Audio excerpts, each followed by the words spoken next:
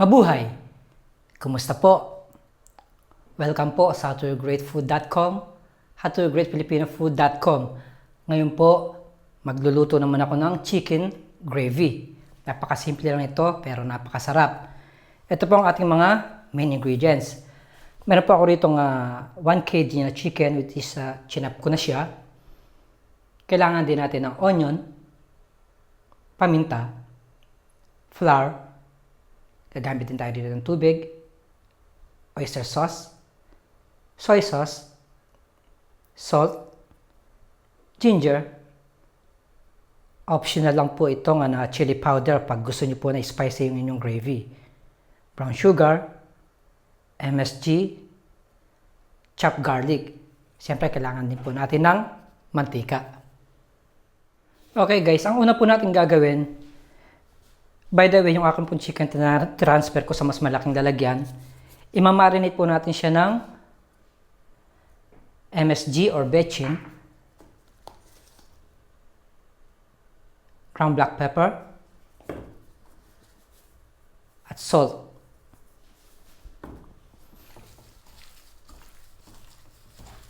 Mamarinate lang natin siya ng mga 1 hour bago po tayo mag-start na magluto. So, ang second stage po, ang paggawa ng gravy sauce. Nagpapainit na po ako ng mantika sa aking lutuan. So, ngayon po, yung ating chicken, nandun na po siya sa fridge. Ang gagawin po natin, lalagay tayo ng ginger at garlic.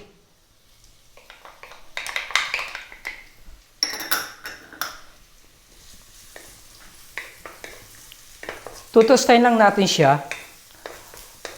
Once na ma-toast na po siya, ilalagay na po natin yung ating onion.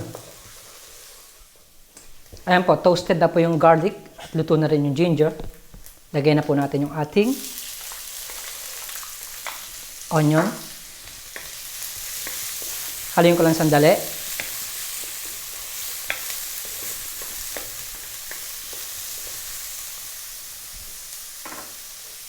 Ang ating brown sugar,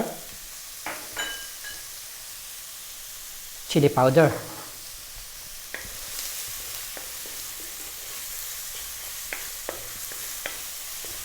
Ngayon naman po, mag-a-add na tayo ng tubig.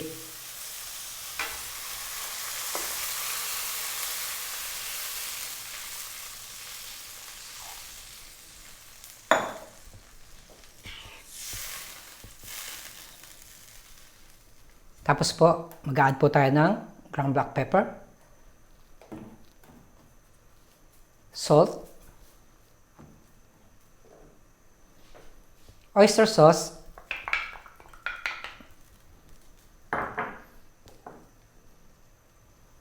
soy sauce.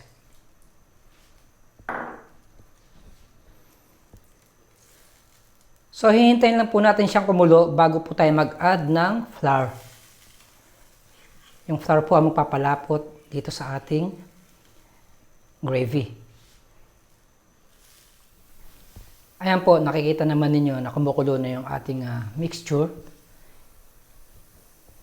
I-add na po natin yung ating all-purpose flour. This time po, continuous na po yung ating paghahalo. Dahil pag hindi po ninyo, pinabayaan nyo po siyang hindi haluin, mamumuo po yung harina.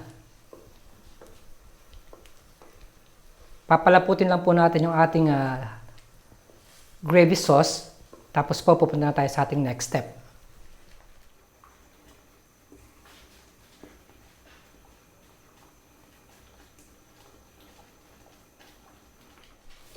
Okay po, ready na po yung ating gravy. So, ang gagawin po natin, set aside ko siya at maglalagay ako ng panibagong pan para po sa pagpa-pan fry o pagpiprito ng ating minarinate na chicken. Okay po, punta na po tayo sa next step. Nagpapainit na po ako ng konting mantika. Pipirituhin natin yung ating manok.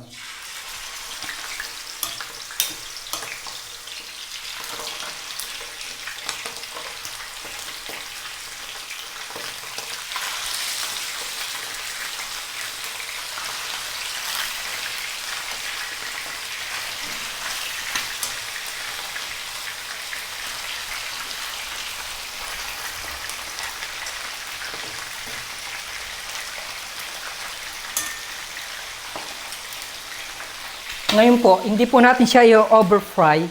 Siguro po tag 4 minutes lang both side. Gawa ng lulutuin pa po natin siya sa gravy.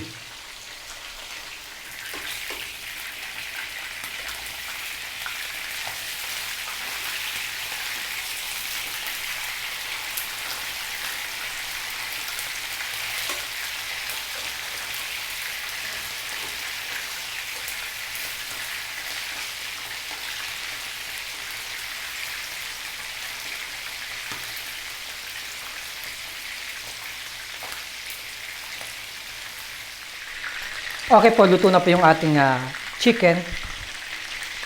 Papatayin ko muna yung aking lutuan at hahangin ko na po siya, ilalagay ko sa isang plate. Tapos po, papakita ko sa inyo yung susunod natin na gagawin.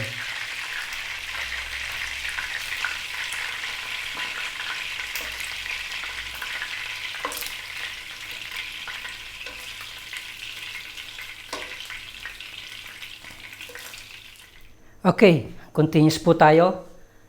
Another wok, nagpapainit na po ako at lalagyan natin siya ng strainer.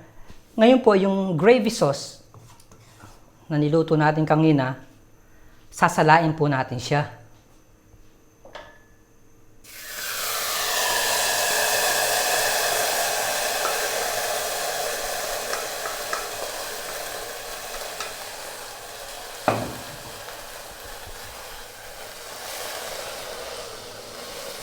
So, hindi po natin kailangan yung mga solid na yan. I-discard po natin siya. Ang kukunin lang po natin yung sauce.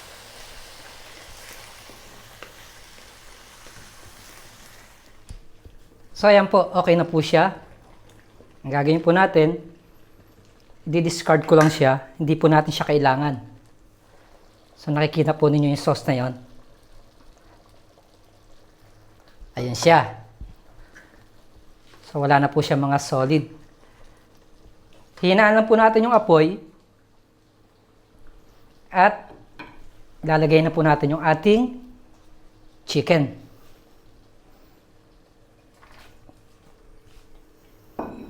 Totos lang natin siya. This time, isi-simmer lang natin siya ng mga 8 minutes gawa ng hindi pa po totally cook yung ating chicken. Kailangan po simmer lang para manuot, mag-penetrate po yung gravy sauce sa loob ng ating chicken.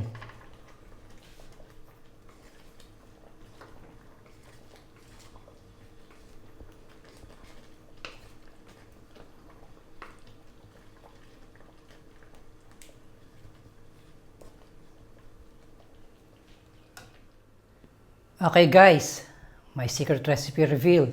Napakasarap po nito. Matagal ko nung ginagawa ito. Chicken gravy, ala Jollibee or Chowking.